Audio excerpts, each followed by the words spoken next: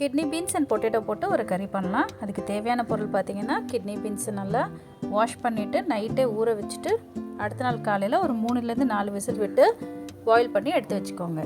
உருளைக்கிழங்கை அவிச்சு இந்த மாதிரி கட் பண்ணி அதுக்கப்புறமா கடாயில் கொஞ்சம் எண்ணெய் ஊற்றிட்டு எண்ணெயில் கொஞ்சம் சோம்பு நிறையா போடுங்க. ஏன்னா இங்கே பெருங்காயம் போட முடியாதனால சோம்பு கொஞ்சம் ஜாஸ்தி போட்டு பட்டை லவங்கம் கல்பாசி போட்டு பொரிஞ்சதுக்கப்புறமா ஒரு 2 வெங்காயத்தை நல்லா கட் பண்ணி அதையும் நல்லா போட்டு வதக்கிட்டு ஒரு 2 கொத்து கருவேப்பிலையும் போட்டு நல்லா வதக்கிடுங்க. கிட்னி பீன்ஸ் பொட்டேட்டோலாம் போடும்போது சோம்பு கொஞ்சம் ஜாஸ்தி போட்டிங்கன்னா உங்களுக்கு டைஜஷனுக்கு நல்லா ஈஸியாக இருக்கும். ஸோ அதனால கொஞ்சம் சோம்பு கொஞ்சம் ஜாஸ்தி போட்டுக்கோங்க. ஸோ இந்த டைமில் வெங்காயம் நல்லா வதங்கினதுக்கப்புறமா ஒரு 2 தக்காளியை கட் பண்ணி போட்டு அதையும் நல்லா ஸ்மாஷ் பண்ணி விட்டு வதக்கி விடுங்க.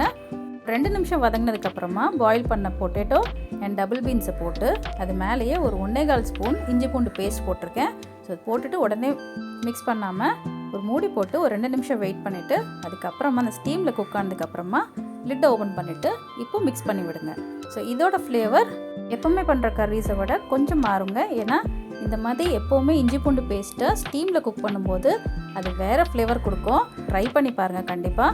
ஸோ மிக்ஸ் பண்ணி ஒரு 2 நிமிஷம் இஞ்சி பூண்டு பேஸ்ட் வாசனை போனதுக்கப்புறமா ஒரு 1/2 ஸ்பூன் மஞ்சத்தூள் 2 ஸ்பூன் மிளகாத்தூள் போட்டு கூடவே ஒரு 1/2 ஸ்பூன் ஜீரக பொடியும் போட்டு நல்லா மிக்ஸ் பண்ணுங்கள். ஸோ அந்த மசாலா கூட இந்த ட்ரை மசாலாஸ் எல்லாமே நல்லா ஈவனாக கோட் ஆகணும். இந்த டைமில் இந்த கறிக்கு தேவையான உப்பு தண்ணி ஊற்றிக்கோங்க. ஒரு 1/2 கிளாஸ் தண்ணி போதுமான அளவாக இருக்கும்.